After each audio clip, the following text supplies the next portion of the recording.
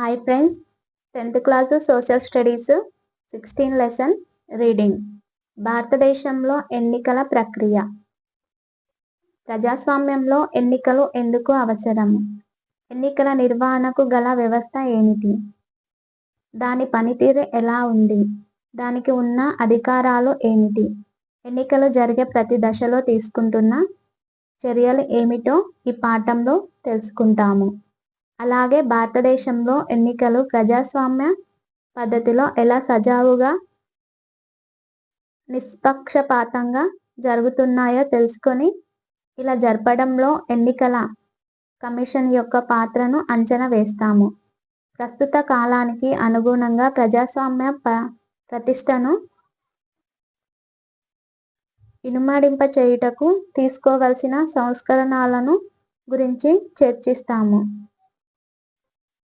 16వ లోక్సభ ఎన్నికలకు నోటిఫికేషన్ విడుదల చేసిన ఈసీ ఎన్నికల వ్యయాన్ని కట్టుదిట్టం చేసిన ఈసీ తమిళనాడును మళ్ళీ సందర్శించిన ఈసీ పోలింగ్ నిర్వహణపై ఆరా ఎన్నికలలో నేరస్తులను నిషేధించమని ఈసీని కోరిన హైకోర్టు కేంద్ర హోంశాఖ మంత్రి ప్రతిపాదనలను తిరస్కరించిన ఈసీ బీహార్ ఎలక్షన్లో ఓటర్ గుర్తింపు కార్డుని తప్పనిసరి చేసిన ఈసీ కొత్త హర్యానా డీజీపీని అంగీకరించిన ఈసీ పార్టీల ప్రకటనలను సెన్సార్ చేయబోతున్న ఈసీ ఎగ్జిట్ పోల్పై తక్షణ నిషేధం ఏదీ లేదని చెప్పిన ఈసీ 398 పోలింగ్ బూతులలో మళ్లీ ఎలక్షన్లను నిర్వహించాలని ఈసీ ఆదేశం. అభ్యర్థుల ఎన్నికల వ్యయాలపై ఈసీ డేగకన్ను. ఎన్నికల సమయాల్లో వివిధ వార్తాపత్రికలలోని పథక శీర్షికలను జాగ్రత్తగా గమనించండి. ఇవి ఎవరి అధికారాలను గురించి సూచిస్తున్నాయి? వీటి ముఖ్య ఉద్దేశం ఏమై ఉండవచ్చు? చర్చించండి. భారత ఎన్నికల వ్యవస్థ. చిత్రం 16.1 బ్యాలెట్ బాక్స్.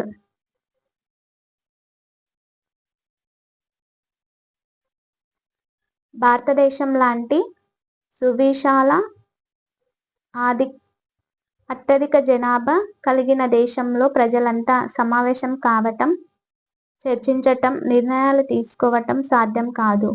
కాబట్టి ఇక్కడ ఎన్నికల అవసరం ఏర్పడింది. ప్రపంచంలోనే అతిపెద్ద ప్రజాస్వామ్య దేశమైన భారతదేశం స్వాతంత్రం పొందిన నాటి నుండి ఎన్నికల ద్వారా ప్రజాస్వామ్య విలువలకు గట్టి పునాదులు వేసుకుంది. దేశంలో ఎన్నికలను భారత ఎన్నికల సంఘం నిర్వహిస్తుంది. ఈ సంఘం రాజకీయ పార్టీల కోసం ఎన్నికల నియమావళిని రూపొందిస్తుంది. ఎన్నికల ఫలితాలను ప్రకటించి కేంద్ర లేక రాష్ట్రానికి సంబంధించిన ప్రభుత్వానికి సమర్పిస్తుంది. ఈ విధానం ద్వారా కొత్త ప్రభుత్వం ఏర్పాటు చేయడానికి మార్గం సుగమం అవుతుంది. భారత ఎన్నికల సంఘం. భారత ఎన్నికల సంఘం 1950 జనవరి 25న ఏర్పడింది. ఇది ఒక స్వయం ప్రతిపత్తి గల రాజ్యాంగ సంస్థ. తన అధికారంతో భారతదేశంలో ఎన్నికల ప్రక్రియను సజావుగా నిర్వహించే బాధ్యత దానిపై ఉంది. ఓటర్ల జాబితాను రూపొందించి దేశంలో లోకసభ, రాజ్యసభ, రాష్ట్ర శాసనసభలు, రాష్ట్రపతి మరియు ఉపరాష్ట్రపతి ఎన్నికలు నిర్వహిస్తుంది. చిత్రం 16.2 భారత ఎన్నికల సంఘం ప్రధాన కార్యాలయం. 2010 జనవరి 25 నాటికి భారత ఎన్నికల సంఘం ఏర్పడి 60 ఏండ్లు పూర్తయిన సందర్భంగా వజ్రోత్సవాలు నిర్వహించి 2011 జనవరి 25న తొలి ఓటర్ల దినంగా ప్రకటించారు. ఎన్నికల సంఘానికి స్వయం ప్రతిపత్తి. అధిక జనాభా ఉన్న భారతదేశంలో ఎన్నికల నిర్వహణ ఎంతో క్లిష్టమైన ప్రక్రియ. బ్రిటిష్ వారి పాలనా కాలంలో కేవలం 14% జనాభా మాత్రమే ఓటు హక్కును కలిగి ఉండేవారు. 1952లో తొలి సార్వత్రిక ఎన్నికల సమయంలో 17.32 కోట్ల ఓటర్లుండగా ప్రస్తుతం 67 కోట్లు దాటింది. మన దేశంలో ఈ భారీ ఎన్నికల ప్రక్రియను ఎన్నికల సంఘం సుమారు 45 లక్షల సిబ్బందితో నిర్వహిస్తుంది. కేంద్ర ఎన్నికల సంఘానికి ఎన్నికల నిర్వహణ కోసం ప్రత్యేక సిబ్బంది లేరు.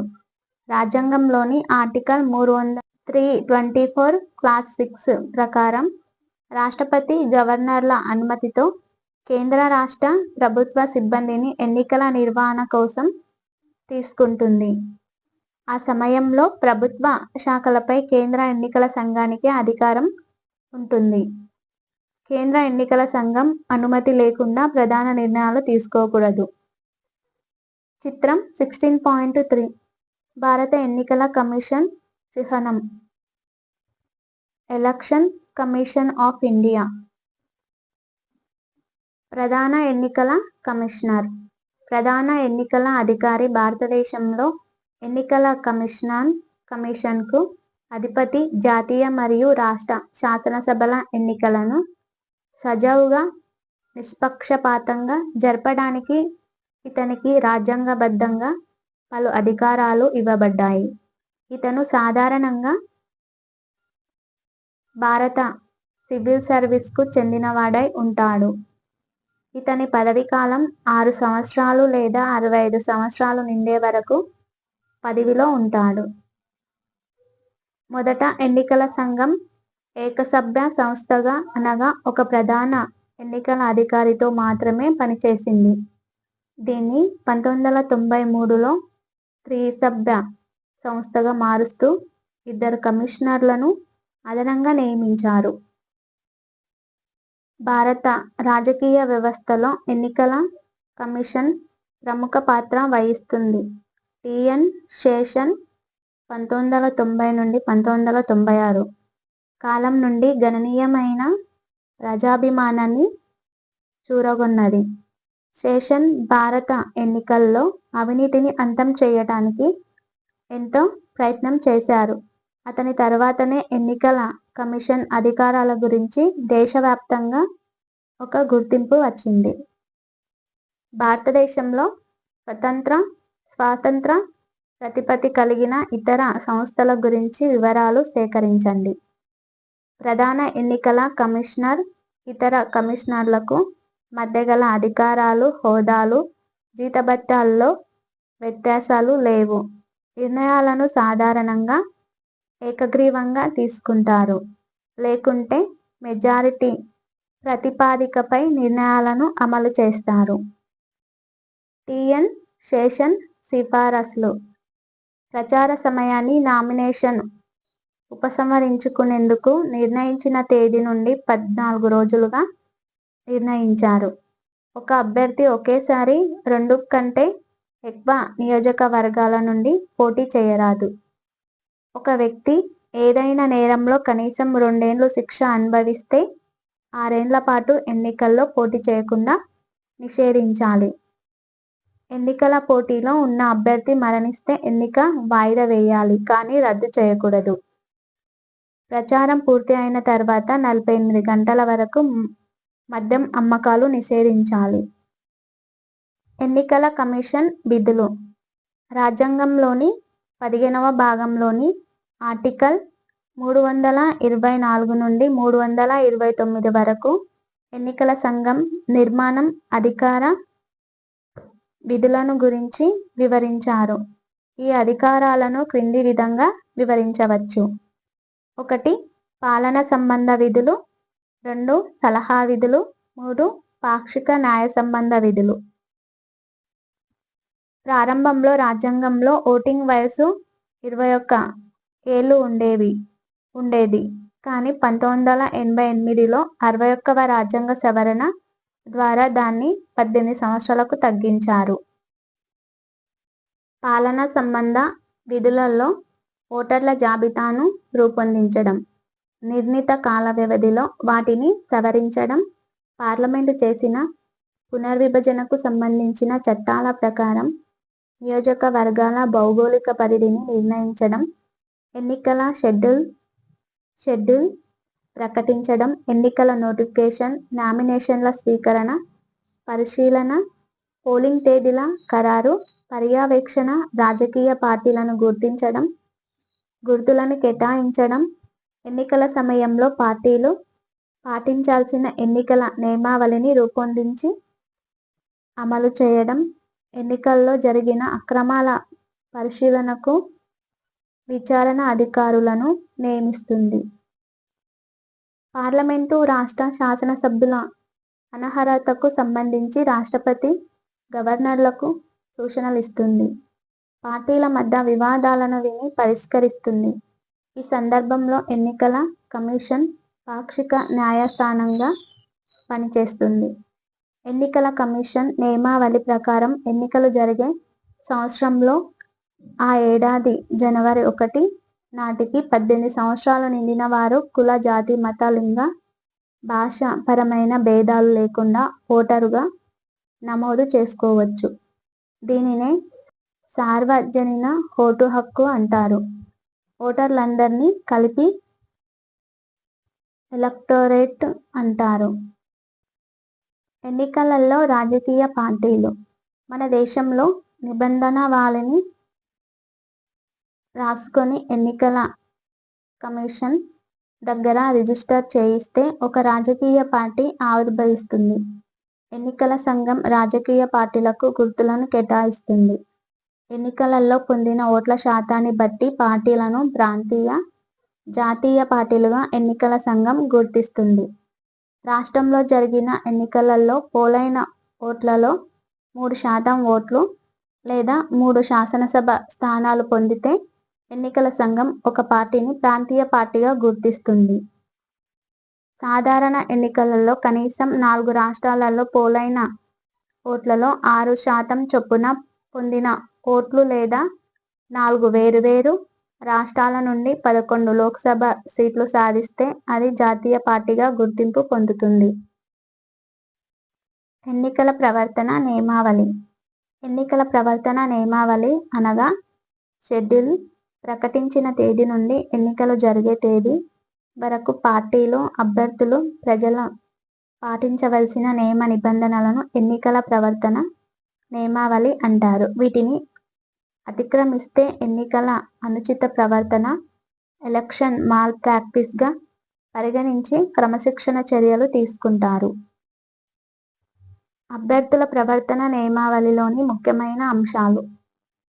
పార్టీలు, అభ్యర్థులు జాతి, కుల, మత, ప్రాంతీయపరమైన విద్వేషాలు రెచ్చగొట్టేలా ప్రవర్తించకూడదు. ఇతర రాజకీయ పార్టీలను, అభ్యర్థులను విమర్శించేటప్పుడు ప్రజా జీవితంతో సంబంధం లేని వ్యక్తిగత దూషణలు చేయవద్దు.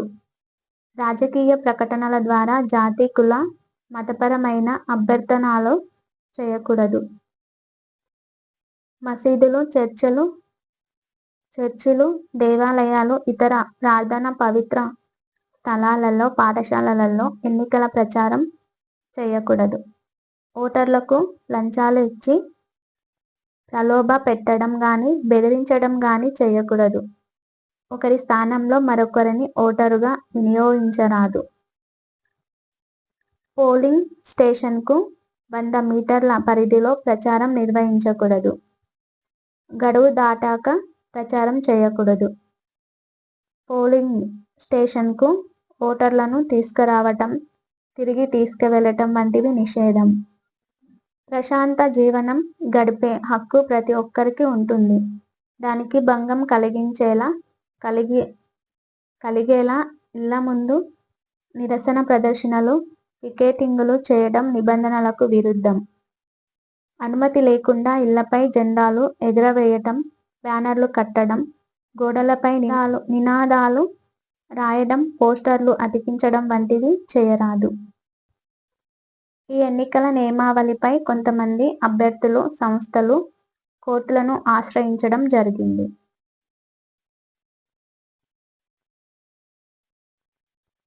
సభలు, సమావేశాలు, ఊరేగింపులు. పార్టీలు సభలు నిర్వహించాలనుకున్నప్పుడు ముందుగా సభ నిర్వహణ, ప్రదేశం, సమయం గురించి తప్పకుండా స్థానిక పోలీసులకు సమాచారం అందివ్వాలి. దాన్ని బట్టి పోలీసులు శాంతి భద్రతల పరిరక్షణ, ట్రాఫిక్ క్రమబద్ధీకరణ వంటి అవసరమైన ఏర్పాట్లు చేసుకుంటారు. సభలు, సమావేశాలు, ఊరేగింపులు చేయాలనుకున్న ప్రాంతాల్లో ఏమైనా నిషేధాజ్ఞలు ఉన్నాయా అని అభ్యర్థులు ముందుగానే తెలుసుకోవాలి. నిషేధాజ్ఞలు అమలయ్యే ప్రాంతాలలోకి ప్రవేశిస్తే తప్పనిసరిగా నిబంధనలు పాటించాలి. లౌడ్ స్పీకర్లు ఏర్పాటు చేయదలిస్తే ముందుగా అనుమతి తీసుకోవాలి. సభలు, సమావేశాలు, ఊరేగింపులకు ఎవరైనా భంగం కలిగిస్తే వారిపై నేరుగా దాడికి పాల్పడకుండా పోలీసులకు సమాచారం అందించాలి. రాజకీయ పార్టీలు సభలు, సమావేశాలు, ఊరేగింపుల ద్వారానే ప్రచారం చేయాలా? ఇంకేమైనా ప్రత్యామ్నాయాలున్నాయా? సూచించండి. పోలింగ్ రోజున ఓటర్లు ప్రశాంతంగా, ప్రజాస్వామికంగా ఓటు హక్కును వినియోగించుకునేలా వీలు కల్పించాలి. అన్ని పార్టీల నేతలు ఎన్నికల విధులు నిర్వర్తించే అధికారులకు సహకరించాలి. పోలింగ్ బూతులలో కూర్చునే పార్టీల ఏజెంట్లకు అధికార గుర్తింపు కార్డులు విధిగా అందజేయాలి. వీటిపై పార్టీల గుర్తులు, పేర్లు ఉండకూడదు. ఎన్నికలకు 48 గంటలకు ముందుగా ప్రచారం నిలిపివేయాలి. SMS కూడా నిషేధం. మద్యం పంపిణీ చేయకూడదు. అభ్యర్థులు, వారి అనుచరులు పోలింగ్ బూతుల సమీపంలో ఏర్పాటు చేసే శిబిరాలలో పెద్ద సంఖ్యలో గుమిగూడకూడదు. శిబిరాలలో పోస్టర్లు, జెండాలు, గుర్తులు, ఇంకా ఏ ఇతర ఎన్నికల సామగ్రి, తినుబండారాలు ఉంచరాదు. చిత్రం 16.8 ఓటు హక్కును వినియోగించుకోవడానికి వరుసలో వస్తున్న ఓటర్లు. ఎన్నికలు, కోర్టు తీర్పులు. డాక్టర్ సుబ్రహ్మణ్య స్వామి కేసులో 2013లో సుప్రీంకోర్టు ఓటరు తన ఓటును వినియోగించుకున్న తర్వాత తాను ఓటు వేసిన అభ్యర్థి పేరు, గుర్తు మొదలైన వివరాలతో కూడిన ముద్రిత పేపర్ను పొందటానికి వీలుగా ఈవీఎంలలో voter verified paper audit trail VVPAT ఏర్పాటు చేయాలని పేర్కొంది. People's Union of Civil Liberties case 2013లో పోటీ చేస్తున్న అభ్యర్థులను కాదని, వారికి ప్రతికూలంగా ఓటు వేసే అధికారం ఓటరుకు ఉంటుందని సుప్రీంకోర్టు పేర్కొంది. ఈ తీర్పు అమలు చేయటానికి ఎన్నికల సంఘం నోటాను ఏర్పాటు చేసింది. People's Union of Civil Liberties case 2013లో సుప్రీంకోర్టు తీర్పు చెబుతూ పార్లమెంటు, రాష్ట్ర శాసనసభలకు పోటీ చేసే అభ్యర్థి నేర చరిత్ర, జీవిత భాగస్వామి, పిల్లలు, ఆస్తులు, అప్పులు, విద్యార్హత మొదలైన అంశాలతో కూడిన ప్రమాణ పత్రాన్ని తప్పనిసరిగా వెల్లడించాలని పేర్కొంది. ఎన్నికల సమయంలో అధికార పార్టీ. అధికారంలో ఉన్న పార్టీలు ఎన్నికల్లో తమ అధికారాన్ని దుర్వినియోగపరిచి ఓటర్లను ప్రభావితం చేసే అవకాశం ఉంది. దీన్ని నివారించడానికి ఎన్నికల సంఘం కొన్ని నియమాలను రూపొందించింది. అధికార పార్టీ నాయకులు అధికార దుర్వినియోగానికి పాల్పడకూడదు. పార్టీ పనులకు పాలనా యంత్రాంగాన్ని వినియోగించకూడదు. అధికార పర్యటనలు, పార్టీ ప్రచార పర్యటనలు రెండూ కలిపి ఉండకూడదు. ప్రభుత్వ వాహనాలను ప్రచారానికి వాడకూడదు. సెక్యూరిటీ వాహనాలు 3కు మించితే దాన్ని ఎన్నికల వ్యయంలో చూపెట్టాలి. ఎన్నికల్లో పోటీ చేయు అభ్యర్థుల ప్రవర్తన నియమావళి అనేది ఎన్నికల ప్రణాళిక తేదీలు ప్రకటించిన తర్వాత అమల్లోకి వస్తుంది. ప్రభుత్వ వసతి గృహాలు, ఆఫీసులు మొదలైన ప్రభుత్వ ఆస్తులు ఏవి కూడా పార్టీలు ప్రచారానికి వినియోగించకూడదు. పత్రికల్లో, టీవీల్లో ప్రభుత్వ సంక్షేమ కార్యక్రమాల ప్రచారానికి ప్రకటనలు ఇవ్వకూడదు. పత్రికల్లో, టీవీల్లో ఇచ్చే పార్టీ ప్రకటనలు ముందుగా ఎన్నికల సంఘానికి చూపించి అనుమతి తీసుకోవాలి. ఎన్నికల నోటిఫికేషన్ వెలువడ్డాక ఎటువంటి గ్రాంట్లు, చెల్లింపులు చేయకూడదు. కొత్త పథకాలు ప్రకటించకూడదు. శంకుస్థాపనలు చేయకూడదు. హామీలు ఇవ్వకూడదు. ఓటర్ల ప్రతిజ్ఞ.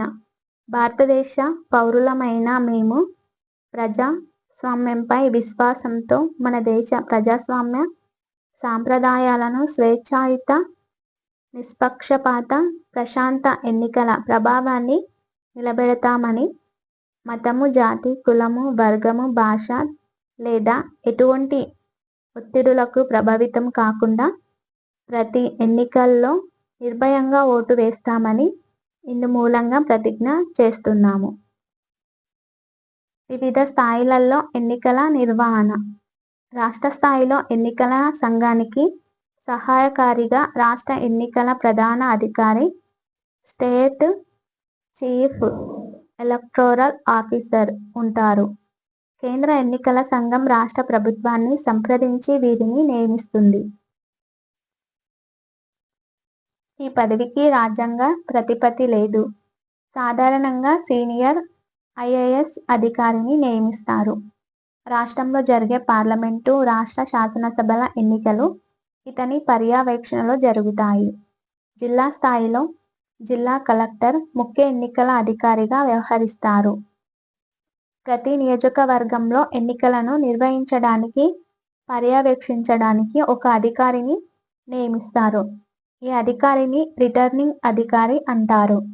ఓటర్ల జాబితాలో నమోదు కాబడి ప్రతినిధిగా ఎన్నికగుటకు తగు అర్హతలు, ఆసక్తి కలిగిన అభ్యర్థులు తమ నామ ప్రతిపాదన పత్రాలను, నామినేషన్ పేపర్స్ రిటర్నింగ్ అధికారికి సమర్పిస్తారు.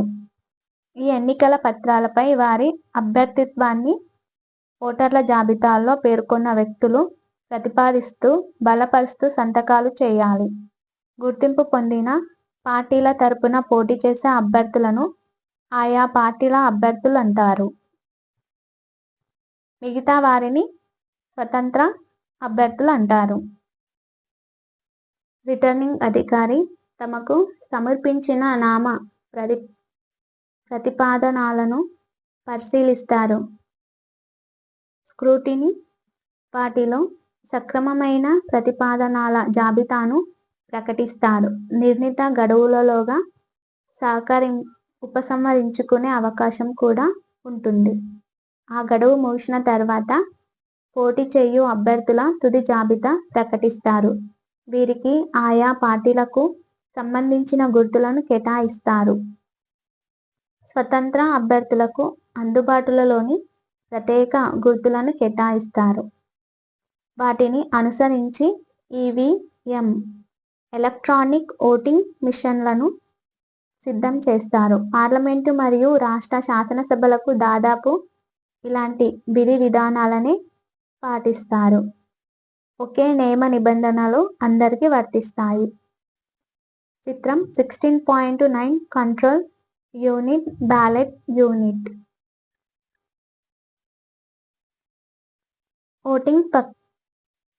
ఓటింగ్ ప్రక్రియ. జిల్లా ఎన్నికల అధికారులు పోలింగ్ ఏర్పాట్లను విస్తృతంగా చేస్తారు. పోలింగ్ కేంద్రాలను నెలకొల్పి పోలింగ్ స్టేషన్లలో విధులు నిర్వహించడానికి ప్రిసైడింగ్ ఆఫీసర్ను నియమిస్తారు. ఇతనికి సహాయంగా మరికొంతమందిని పోలింగ్ ఆఫీసర్స్గా నియమిస్తారు. ఇంకొంతమందిని పర్యవేక్షణకు ప్రత్యేకంగా నియమిస్తారు. పోలింగ్ రోజున ఓటర్ల జాబితాల్లో పేర్లున్న ఓటర్లందరినీ ఓటు వేయడానికి అనుమతిస్తారు. ఈ ప్రక్రియలో ఓటర్లను గుర్తించడానికి పోలింగ్ ఏజెంట్లు సహాయపడతారు. ఓటు హక్కును వినియోగించుకోబోతున్న వారి ఎడమ చేతి చూపుడు వేలిపై చెరిగిపోని ఇండెలబుల్ సీరా గుర్తు పెడతారు. ఈవీఎంలు కాకుండా బ్యాలెట్ డబ్బాలను వాడుతుంటే బ్యాలెట్ పత్రంలో స్వస్తిక్ ముద్ర వేసి నిర్ణీత విధంగా మడిచి బ్యాలెట్ పెట్టెలో వేస్తారు. పోలింగ్ పూర్తి అయిన తర్వాత ఈవీఎం బ్యాలెట్ పెట్టెలకు సీల్ వేసి ఓట్ల లెక్కింపు కేంద్రాలకు తరలిస్తారు. అక్కడ ఓట్ల లెక్కింపు జరుగుతుంది. అత్యధిక ఓట్లు సాధించిన అభ్యర్థిని ఎన్నికైనట్లుగా ప్రకటిస్తారు. అతనికి లేదా ఆమెకు ఎన్నికల సంఘం ధృవీకరణ పత్రం ఇవ్వాలి. 5 సంవత్సరాలకు ఒకసారి దేశం లేదా రాష్ట్ర స్థాయిలో జరిగే ఎన్నికలను సాధారణ ఎన్నికలు అంటారు. 1 లేదా కొన్ని ఖాళీలకు నిర్వహించే ఎన్నికలను ఉప ఎన్నికలు అంటారు. 5 సంవత్సరాల పూర్తి కాలం గడవక ముందే శాసనసభకు లేదా పార్లమెంటుకు ఎన్నికలు నిర్వహిస్తే వాటిని మధ్యంతర ఎన్నికలు అంటారు. తిరస్కరించే ఓటు నోటా 2013లో People's Union of Civil Liberties కేసులో సుప్రీంకోర్టు ఇచ్చిన తీర్పు ఆధారంగా దీన్ని ప్రవేశపెట్టారు. నోటా అనేది వ్యక్తి భావప్రకటన స్వేచ్ఛలో భాగమని సుప్రీంకోర్టు వ్యాఖ్యానించింది. నోటా ఐచ్ఛికాన్ని మొదటిసారిగా ఢిల్లీ, మిజోరం, రాజస్థాన్, ఛత్తీస్గఢ్, మధ్యప్రదేశ్ శాసనసభ ఎన్నికల్లో 2013లో ప్రవేశపెట్టారు. నోటా అనేది కేవలం ఓటరుకున్న ఐచ్ఛికం మాత్రమే. అభ్యర్థి గెలుపు ఓటమిని ప్రభావితం చేయదు. ఒకవేళ నోటాకే ఎక్కువ ఓట్లు వచ్చినా కూడా తర్వాత స్థానంలోని వ్యక్తి గెలుపొందినట్లుగా ప్రకటిస్తారు. చిత్రం 16.11 నోటా గుర్తు.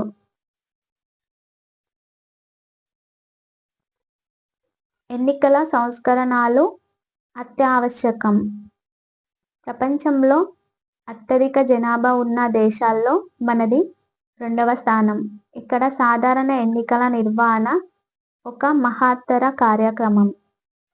సుపరిపాలన అందిస్తామని, మెరుగైన ఆర్థిక సాంఘిక సమానత్వం సాధిస్తామని, పేదరిక నిర్మూలనకు మరింత కృషి చేస్తామని ప్రతి పార్టీ ప్రజలకు వాగ్దానం చేస్తుంది.